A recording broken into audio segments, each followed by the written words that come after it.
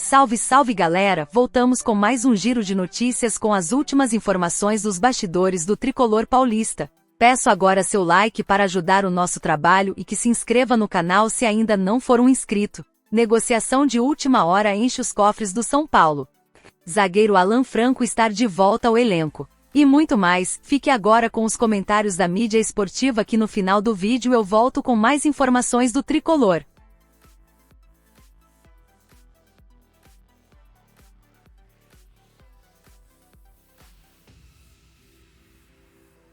Não é só as trocas. Primeiro entrou o Ferreirinha e saiu o Cedric, que, como o Wilson falou, já tinha virado ponta e estava com o Vanderlan.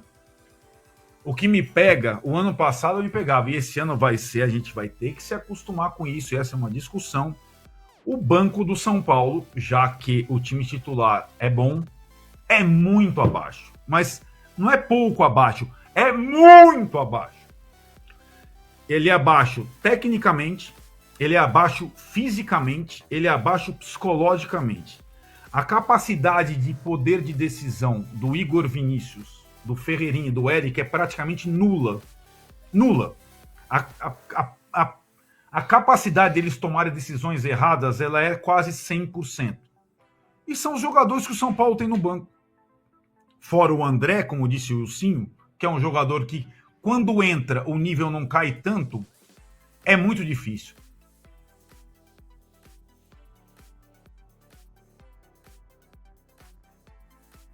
E o São Paulo tem dois jogadores que foram contratados no ano passado. Um fez uma ótima temporada até outubro, até a última data FIFA, que foi o Bobadilha, e depois caiu demais. E o outro veio com muita esperança, mas é muito irregular, que é o Marcos Antônio.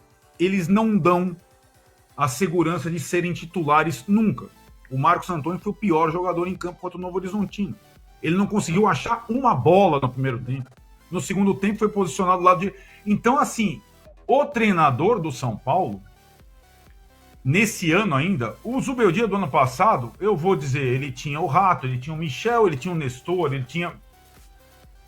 Esse ano, cara, ele tem pouca gente. Tá? A gente pode até discutir se, de fato, a base pouco aproveitada no Paulista, se esses caras não são melhores que a irregularidade do Eric, do Ferreira, do Igor Vinícius e tal. Ou pelo menos dar uma chance a eles.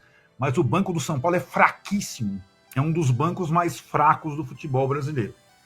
E essa vai ser uma coisa que a gente vai viver a temporada toda. É claro que contra o Sport, é um time que você vai jogar em casa, primeira rodada do Brasileiro. É como disse o Wilson, eu acho. O Zubeldia talvez já tenha percebido que vai jogar contra o Sport em casa.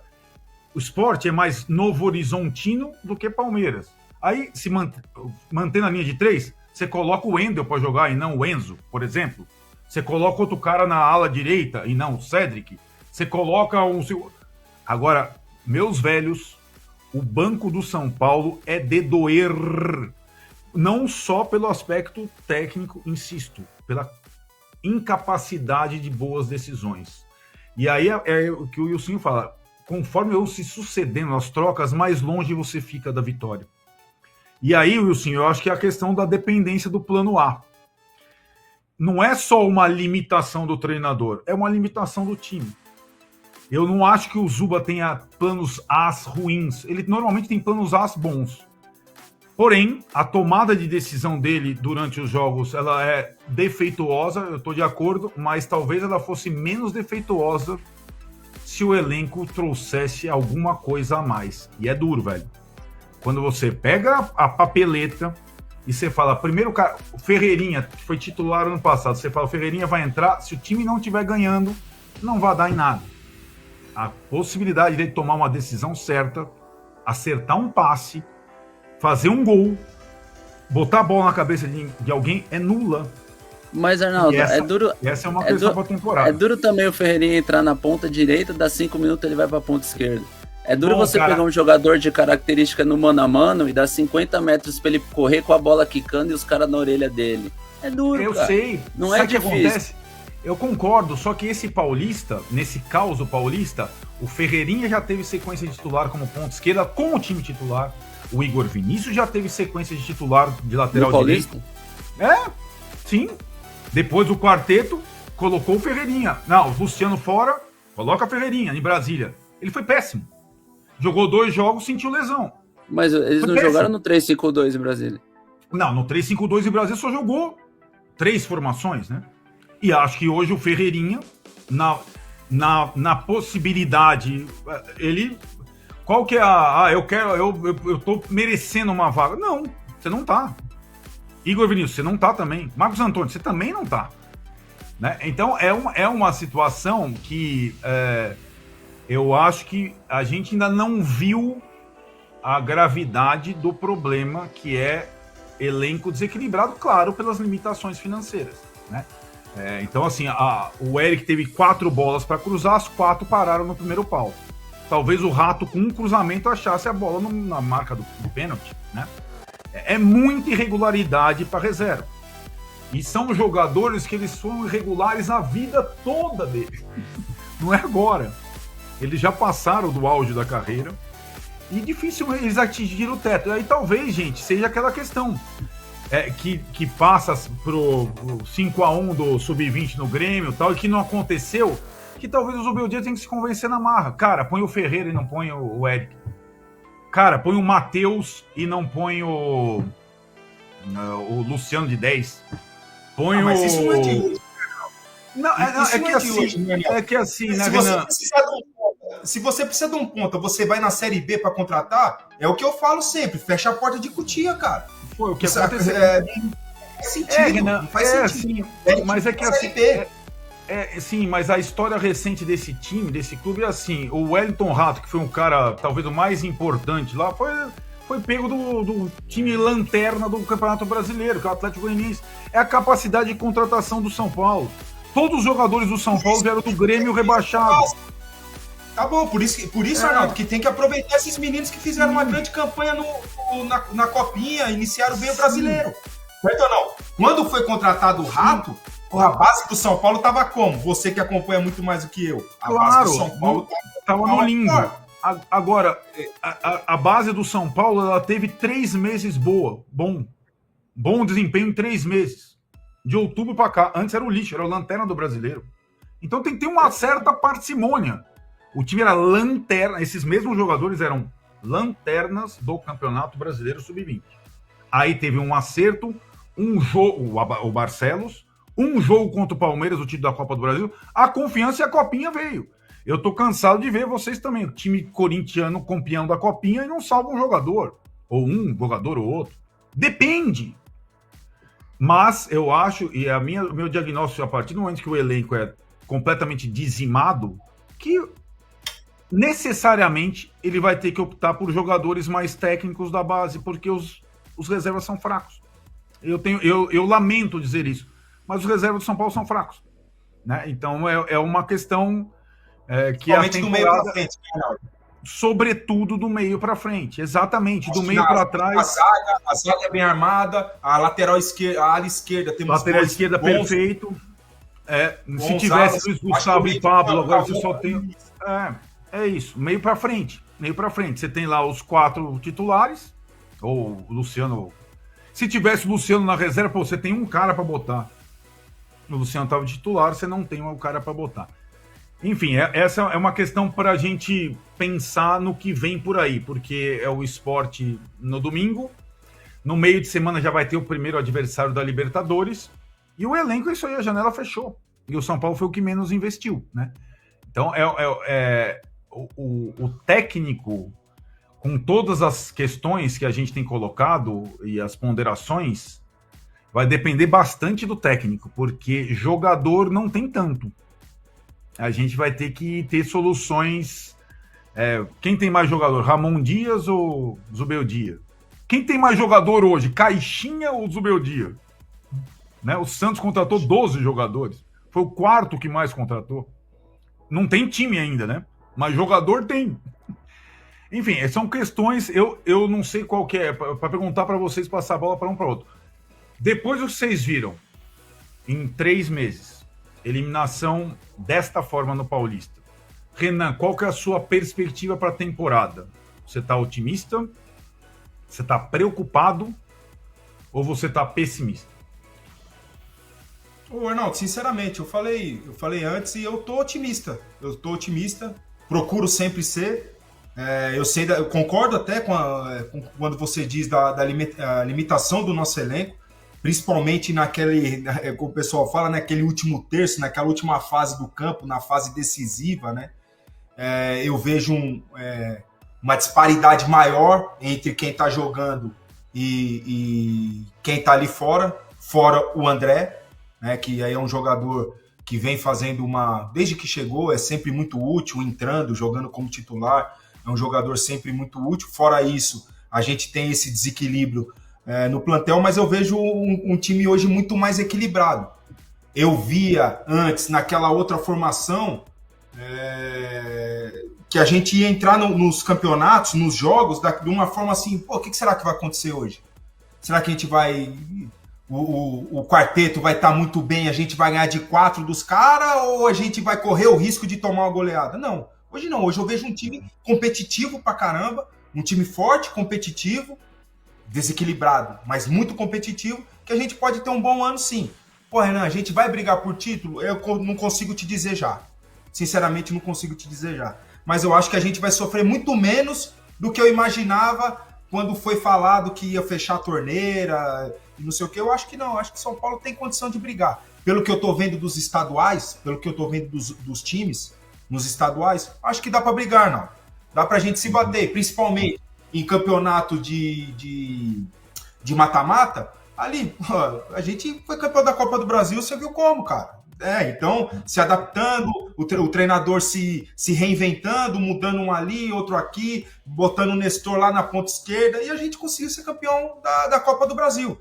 Então, eu vejo esperança de nesse momento, pequena possibilidade de título em Copas. Um campeonato que você tem que ter mais estabilidade, mais um plantel muito mais qualificado e equilibrado. Eu vejo o São Paulo com mais dificuldades, mas não que vai sofrer, que vai ficar brigando para não cair no campeonato. Para já eu não espero isso, sinceramente.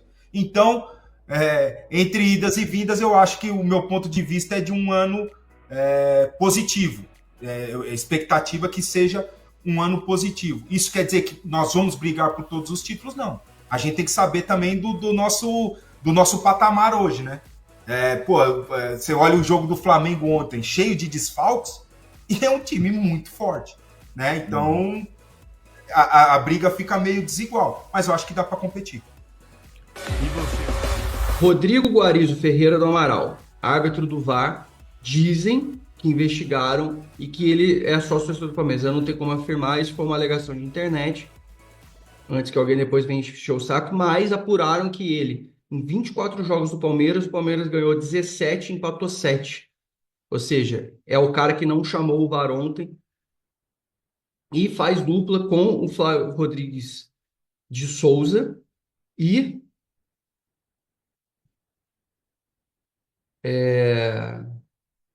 enfim, com o Flávio Rodrigues de Souza e o Flávio Rodrigues de Souza e ele já foram punidos, inclusive ano passado, por conta de pataquadas e trapalhadas também no Campeonato Brasileiro.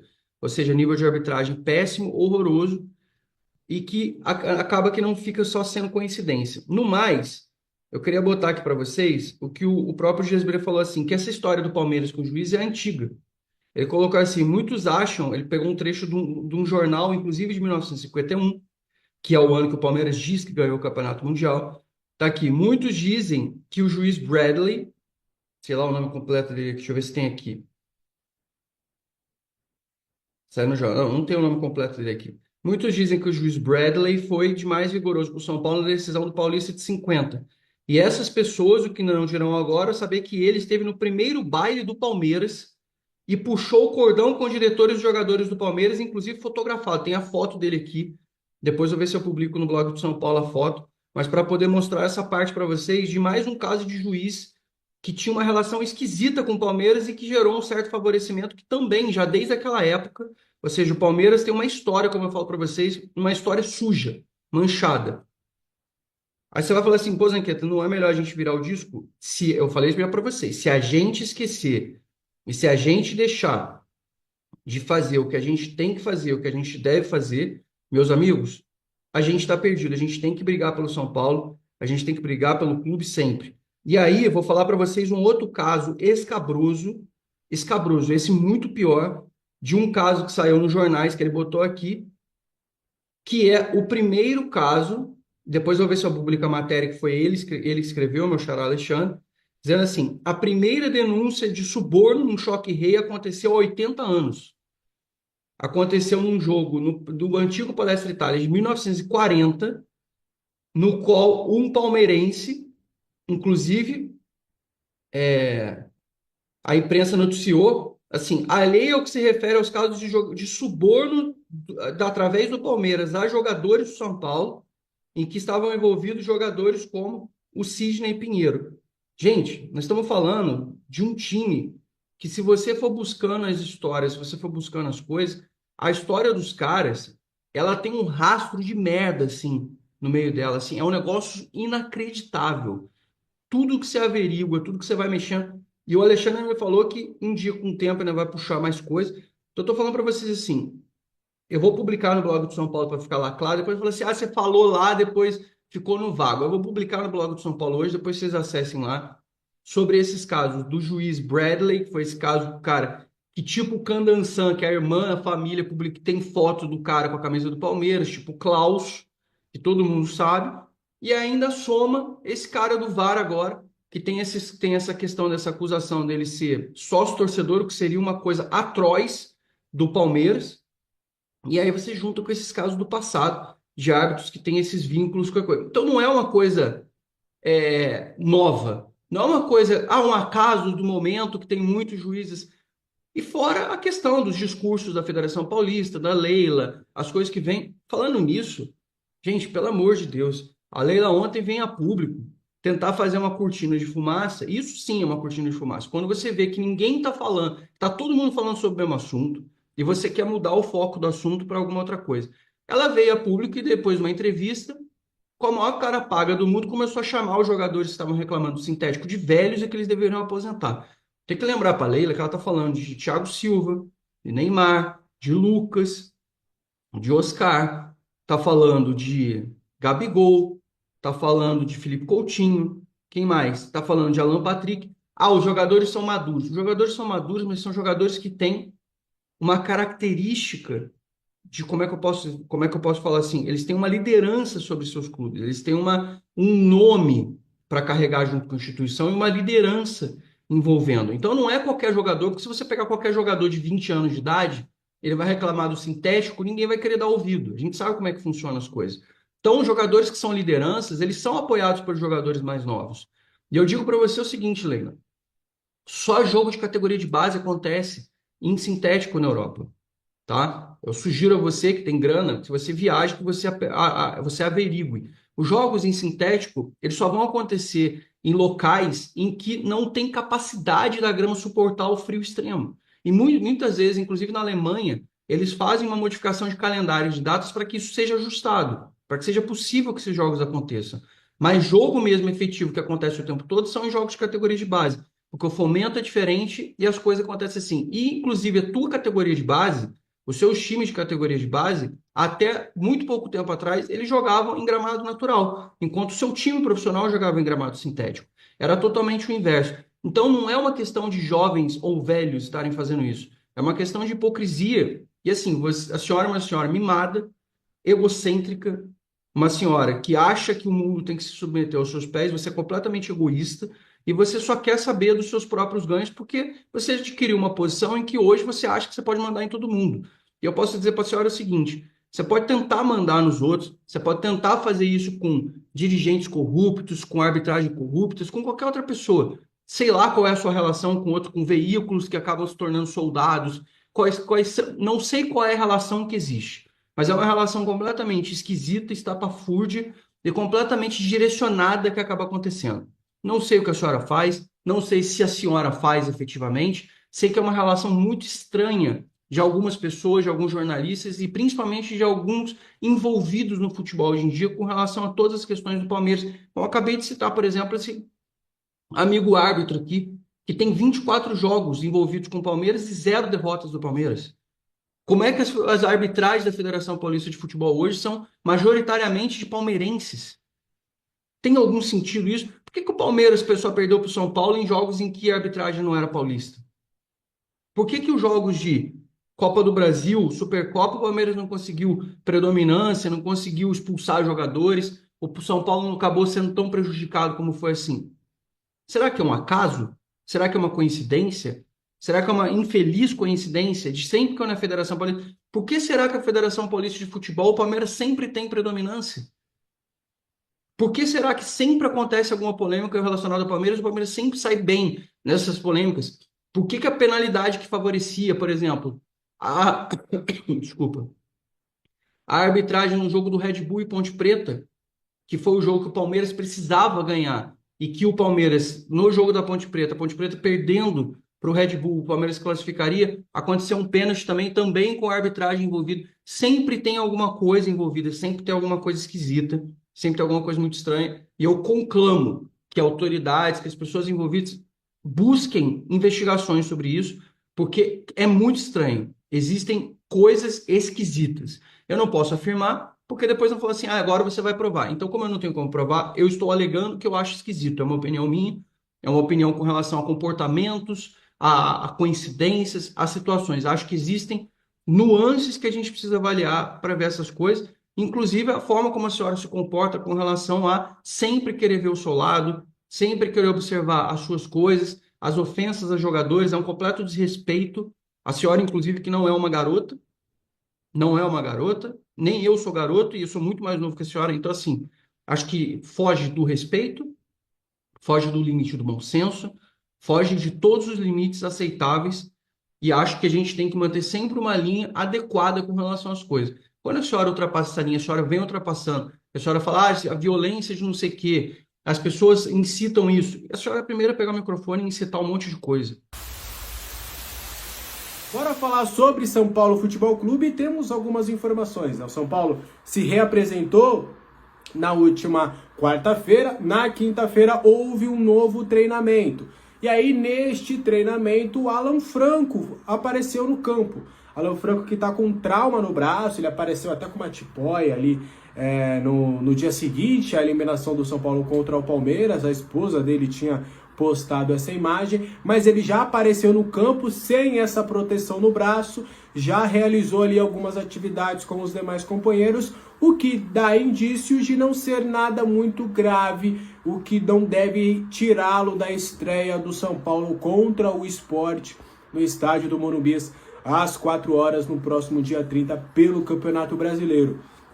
O Alan Franco trabalhou bem, né, nesta quinta-feira, não teve maiores problemas. O Lucas, por outro lado, ele ficou na parte interna do CT, então ainda não há uma atualização sobre o seu quadro, mas o Alan Franco já apareceu ali no campo, já fez algumas atividades bem interessantes. Muitos de vocês me perguntam, e a renovação do Alan Franco, cadê? Até o momento, estagnada, até o momento não houve nenhuma evolução. Conversei com o Vanzini, que é o empresário do atleta, até o momento não houve uma solução, algo nesse sentido. A tendência é nos próximos dias, nas próximas semanas, São Paulo e Alan Franco conversarem para essa extensão contratual, lembrando que ele tem contrato somente até dezembro deste ano, então ele já poderá assinar um pré-contrato com qualquer outro clube a partir do meio desta temporada. O São Paulo quer evitar que isso aconteça até lá, então quer renovar o contrato do atleta, mas ainda toda essa situação está estagnada, não andou desde o primeiro momento em que as partes sinalizaram o interesse na renovação de contrato. Apesar disso, por parte do Alan Franco, existe sim um interesse dessa renovação, é um interesse mútuo, né? O zagueiro, ele se sente prestigiado dentro do clube, está feliz dentro do elenco, tem tido participações importantes, hoje ele é titular absoluto e ele tem como próximo objetivo conseguir, com a camisa do São Paulo, a primeira convocação ali para a seleção argentina. Ele tem a expectativa de disputar a próxima Copa do Mundo vestindo as cores do seu país e há um entendimento dele e do seu staff que uma permanência no São Paulo, brigando por títulos, disputando a Copa Libertadores da América, pode o aproximar da realização desse sonho. Combinado? O mercado da bola está novamente aberto no futebol brasileiro para as transações sejam feitas apenas por atletas que estiveram inscritos em competições estaduais. O São Paulo segue monitorando a possibilidade de fazer novas contratações visando fortalecer o elenco de Luiz Zubeldia. Nas últimas horas, um ex-atleta de tricolor e formado em Cotia, passou nos exames médicos do Palmeiras e já está pronto para assinar contrato. Trata-se de Lucas Evangelista, meio-campista de 29 anos de idade e que vinha se destacando pela equipe do Red Bull Bragantino. Segundo divulgou o GE, o Palmeiras acertou o negócio da seguinte forma: adquire Evangelista em definitivo por 4 milhões de euros, que são cerca de 24 milhões de reais. O lado bom da negociação é que o tricolor tem direito a receber uma porcentagem do negócio por ser o clube formador do atleta. O valor, porém, não foi revelado. A falha grosseira da arbitragem na partida entre São Paulo e Palmeiras é o assunto da semana no futebol brasileiro. Apesar disso, o clube embolsou uma boa grana que veio do confronto. Isso porque o tricolor arrecadou com a bilheteria do Allianz Parque. O valor arrecadado foi dividido entre as equipes. O SPFC faturou R$1.800.000, já com o desconto dos impostos.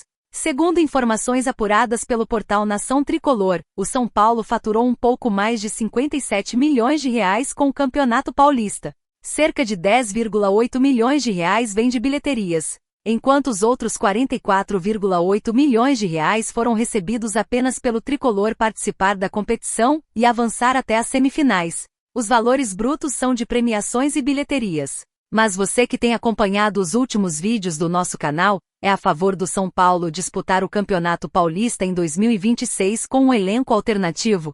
Comente aqui embaixo e o nosso salve-salve de hoje vai para Sávio de Ribeirão Preto, Domingos de Fortaleza e Álvaro de São Paulo. E para você que chegou até o final desse vídeo, não se esqueça de acessar o link abaixo e aproveitar os últimos dias da oferta de lançamento do único e-book que conta a história completa do São Paulo, das origens aos dias atuais. Corra que a oferta está chegando ao fim. De R$ 65,00 por apenas R$ 11,49 e faça parte você também da trajetória do São Paulo.